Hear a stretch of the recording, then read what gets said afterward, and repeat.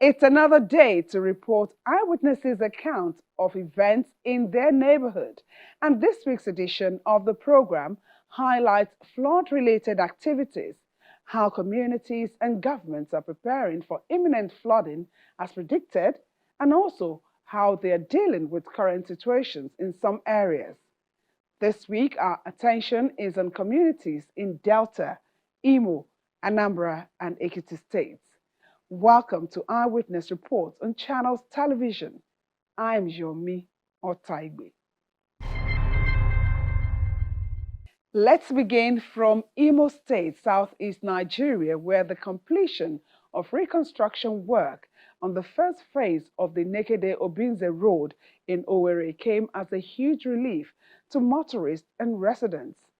However, they assumed that work on the second phase of the 14.1-kilometer road should have commenced 2 years after. Eyewitnesses say the continuous dilapidation of the section of the road is causing untold hardship. This was the state of the 14.1-kilometer Neze Nekede Ihiagwa Obinze Road before the assumption of the Hope Uzodinma-led administration in January 2020. Dilapidated, riddled with bad spots, and it became a nightmare for motorists.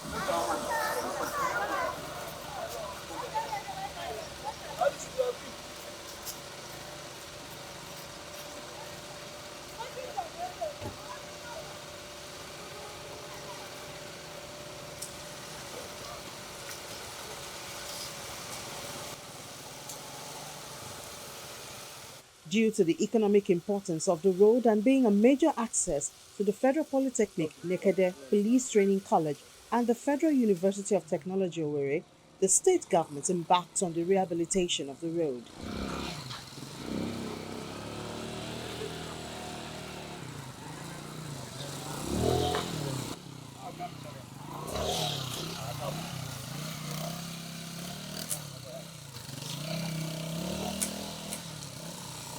A single carriageway was transformed to a dual carriageway. The completed portion of the road was commissioned by former President Muhammadu Buhari in 2021.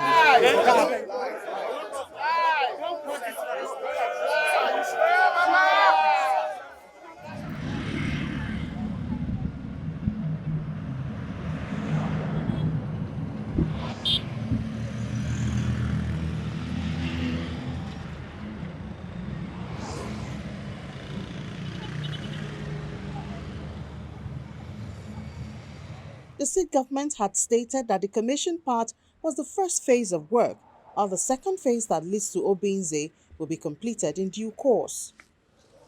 But for the residents of Ihiagu Nekede, the rehabilitation works on the second phase appears to be taking too long, as the present state of the road is now causing untold hardship on commuters.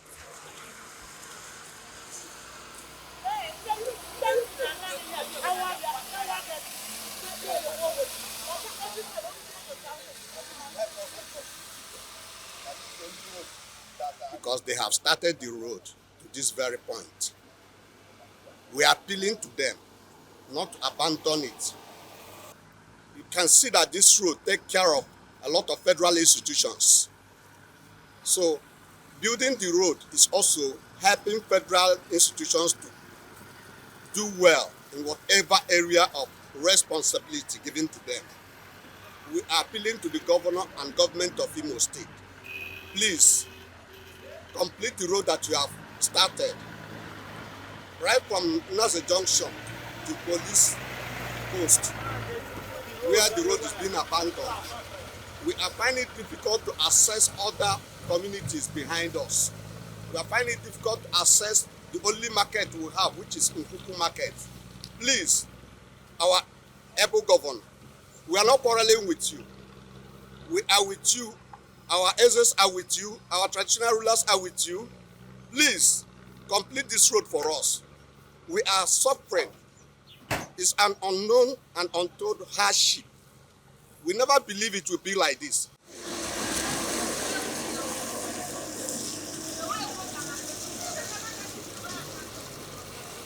Road is, you can see where I parked my car. I can't go down this side. Look at the road. It's very, very bad. And we are suffering so much because of this road. So I plead with the government to work the road for us.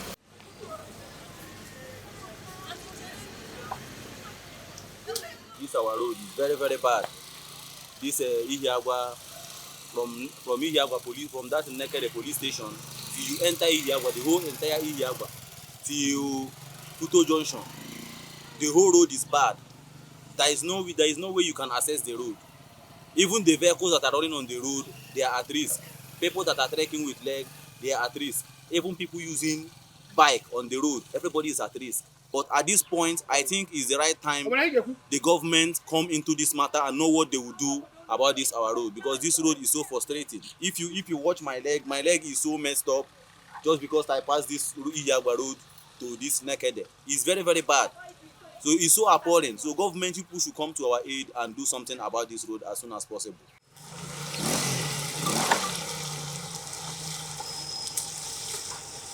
The Imo State Commission of Works explains the reason for the delay in commencing the rehabilitation of the second phase of the road.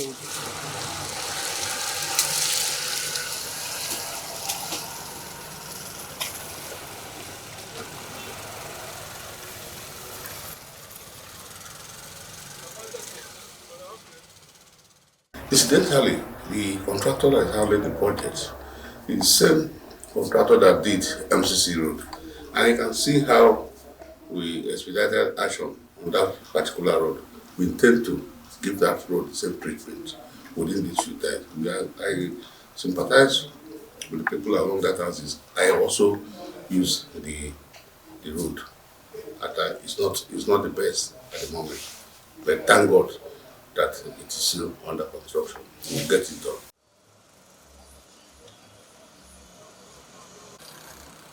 Hopefully, the promise coming from the state government will be fulfilled in no distant time so that residents and motorists will experience ease of movement again.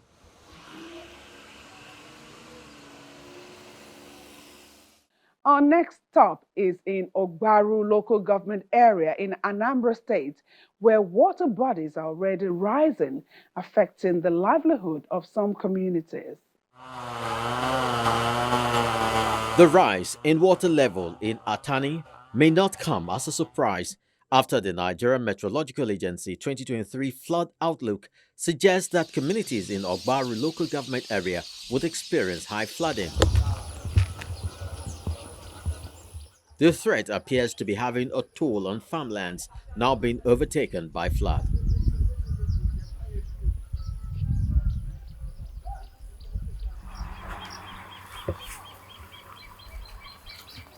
This particular area now used to be people's farmland in the last 1 week. But the rising of the flood has taken over the whole place. As you can see, people that plan to harvest their yam in the next 2 or 3 weeks. But now you see where it landed them.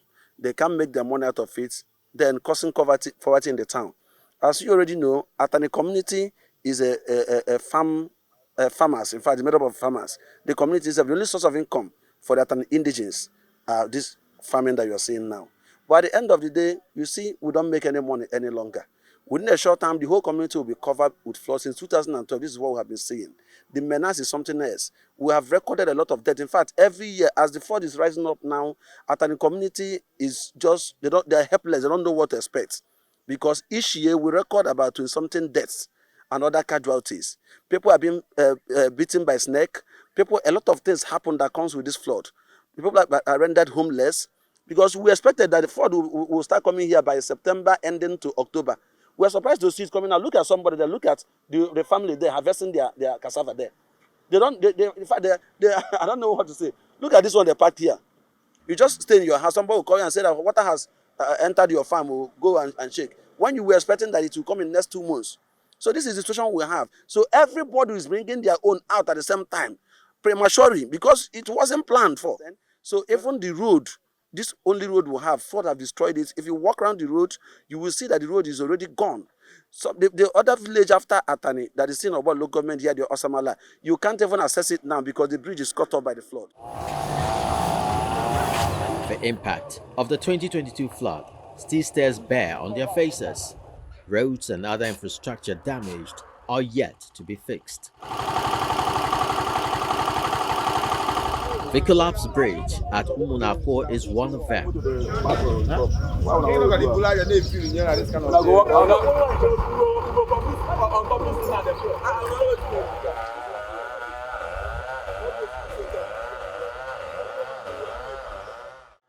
This bridge spoiled since August last year. We have been the road has been like this for almost a year and now. Our people has been passing through hell. As for today, the people that came to sell their goods here in Onuko passed a lot of difficulties. The boat has to take the goods from the other end to this end, then somebody else will now transport it with a wheelbarrow up to the other end. And before they get into the boat, somebody will transport it to the boat again. It costs a lot of money. That will now add to the cost of the goods that they are going to sell in the market. And the work they have given to these people, we are not happy about it because they are not doing what is going to serve our purpose. And if they finish this work, when the water comes again, the whole thing will be washed away. We will be without road again. Starting from that local bridge, we have been suffering every day. We enter this boat 100 naira going, 100 naira coming back here. Maybe if you cross 5 times in a day, 100 naira times 5. You know how much it is. And this company that they brought here, that they awarded this contract to, I don't know what is happening. The work is not moving. What they are doing is not proper. And it's not proper because this thing now, this thing now, I don't know if they just want to feed this thing like that. Water will still pack everything out. So I think government should do this bridge proper so that it will be strong. Not tomorrow again, we'll start suffering again. You know, last year people died here. People died here last year. So we don't want the same situation to happen again. Reacting to their plight, the Anambra State Deputy Governor, who also heads the State Flood Committee, says concerted efforts have been put in place to support flooded communities. I will tell you, if anything happens now, Anambra State will be on top of it. But we are still working more because we don't know. What we faced last year was larger than what we anticipated. So in our meeting yesterday, I charged everybody that we need to expand on the scope. Okay, find more uplands and even, and what we've done in our facilities in that place is that we are also taking into cognizance that this flooding may come during the academic period. So the Ministry of Education is involved, the Ministry of Health is involved, the Ministry of Public Facility, the Ministry of Works, voluntary organizations, the Ministry of Transport. It's a multi-ministerial approach that we are using in Anambra State. We have a template for it. We have also partners, the international organizations that usually come to our aid, okay? So that we wouldn't be doing the same thing. We have structured it in such a way that if an organization is doing this, another organization is doing the other one. And then we clearly define where this state is taking part, especially we have the SEMA, the coordinating center. So we have a strong committee that is actually on top of this situation, working real time. Anytime now we are even opening our camps for people to begin to come in. The amount of flooding in Atani appears to be a situation residents have to embrace as the rains intensify.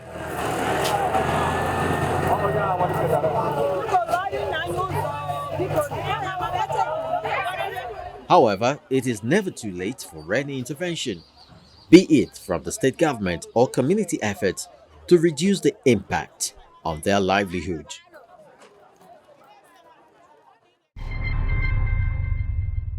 Most of the reports featured on the program are initiated by eyewitnesses. You can also do the same by using your phones and other mobile devices to capture and send pictures and videos of what's happening around you. Visit the Channels TV app installed on your device. Click on the menu to find the Eyewitness platform. Follow the instructions to upload your images. Now let's see what our eyewitnesses have sent in. This is what the Ben Folarin Road in Ado-Ekiti, the Ekiti state capital, looks like. The eyewitness who sent in this video laments the awful experience residents go through using it. According to him, some motorists have abandoned their vehicles as a result of the bad portions on the road.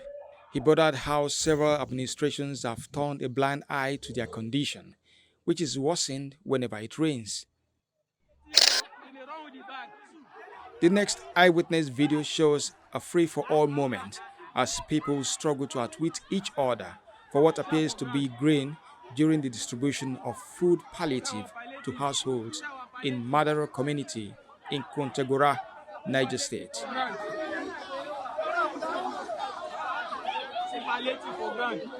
Auntie, you want? Take. In Delta State, the flood disaster management team visited communities in Warri North in continuation of its assessment of flood impact on coastal areas. The visits enabled the team to engage residents on the need to work with the state government agencies to mitigate the effect of flooding in 2023. Shekelewu is one of the 10 Ijaw communities that make up the Egbema clan in Warri North, Delta State. It is situated on the boundary between Delta and Ondo states and surrounded by water.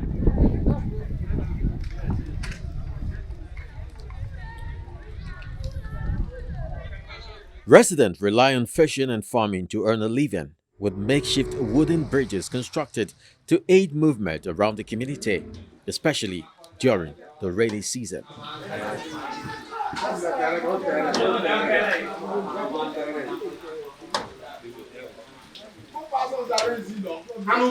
As a result of its location, Shekelewu and neighboring communities bear much of the impact of flooding in that part of Delta State every year.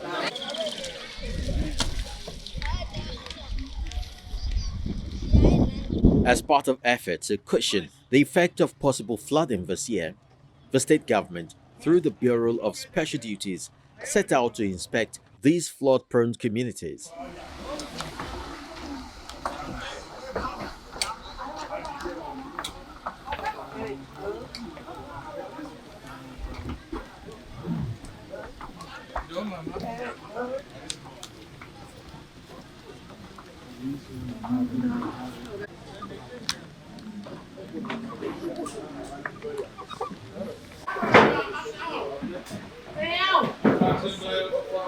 The main objective is to sensitize residents about the impending flood and explain government's plan for them.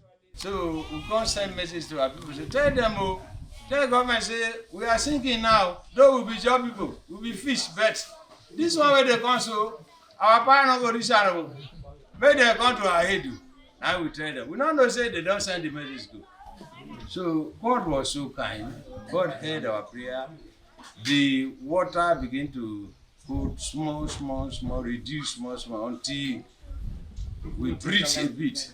That is why you see this water will never submerge the house. So normally it was so before. For the past years, now so they be. But this one self, it can't day. It won't day too much. Even some way government do for us, all of them inside water. I won't thank una for our cooperation, but waiting una go see help us do. Be say, you know your bedroom now you know and pass. I be not be so. So when una see the water they come, una go see try tell our people, our women, our children, at least may they go decide when it be say it's still high small for safety. And by that time, the governor also make provision to make sure other teams go still come to protect una from all these ones. Most of these people are eyewitnesses to flood disasters in the past. Government should remember us, send us some relief materials. Most of our mattresses that we are sleeping off before, we have been soaked by waters and so on, that because of hazard and others, we couldn't be able to make use of them. And mostly our people are starving for food. We don't have enough thing to feed our people again. The only little we have, we share it among ourselves, and it couldn't be able to make us the daily need. Bokoda, Apuama, Agodagba are among the flood-prone communities visited by the commissioner and his team, where he promised that the state government is working out modalities to begin the distribution of palliatives and relief materials to these communities. From the information we got from the community just now, they said they can no longer go to farm, and they've lost a lot of things, and they can't feed. So the committee set up has also put a lot of palliative in place to assist them. And so we just came to check now, and we'll be coming soonest with the palliative to help them up. Relief materials will certainly come.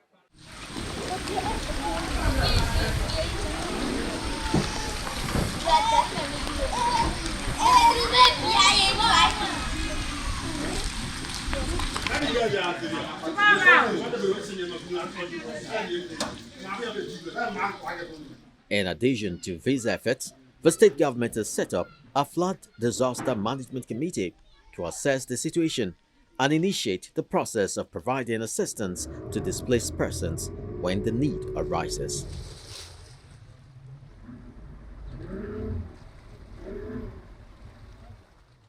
Back in Ekiti, southwest Nigeria, we followed up on an eyewitness account of a recent downpour which resulted in a near-fatal experience in Ado-Ekiti. At least 5 persons were swept off a flooded bridge but were later rescued. This is the Reje Bridge in Ado-Ekiti, an overpass leading to the city center where several institutions like the Federal Polytechnic and Afe Babalola University are located. In October 2019, the bridge collapsed, claiming a life and having their cars stopped.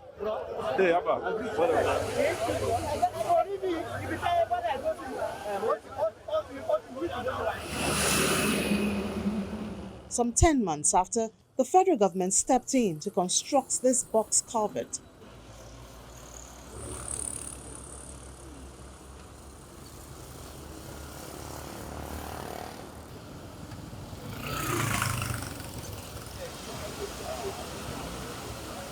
But there is a recurrence of river overflow this time, and this is coming at a time when Ado-Ekiti has been put on flood alert list by the Nigerian Meteorological Agency, NIMET. An eyewitness video which went viral suggests that some people were rescued from drowning in the flood caused by the 4-hour downpour.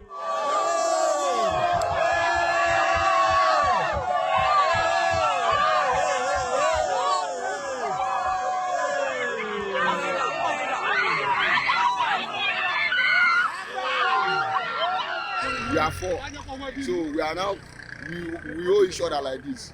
You understand? So as we are just to try to pass the water, I getting me to cross over. So as we are going, so the water now drag a lady that beside me, and I'm trying to rescue the lady. The water just carry me also, and so we just enter.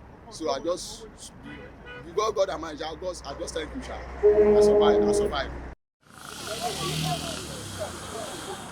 Residents acknowledge some preventive measures earlier taken by the state government, but insist only a major bridge construction will fix the problem.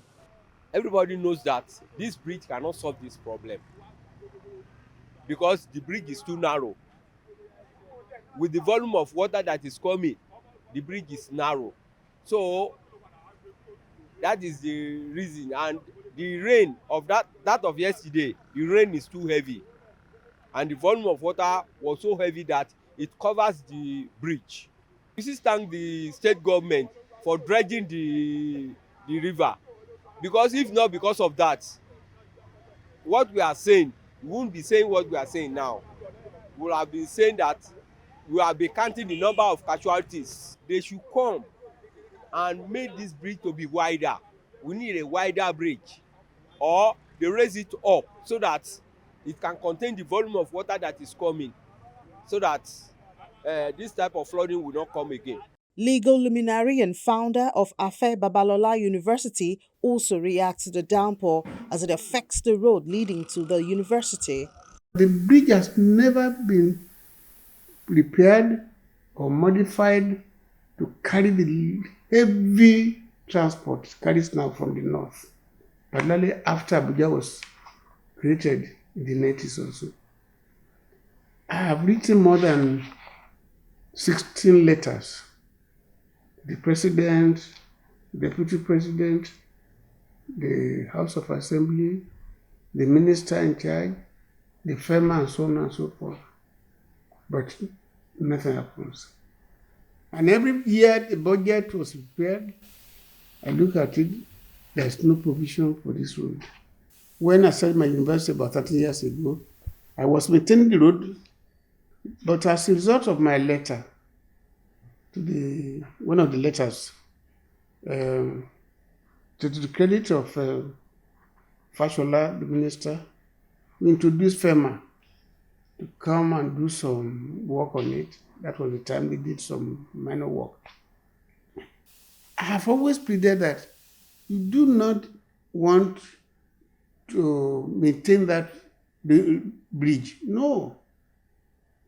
It is not suitable for the size of vehicles that pass through that place now.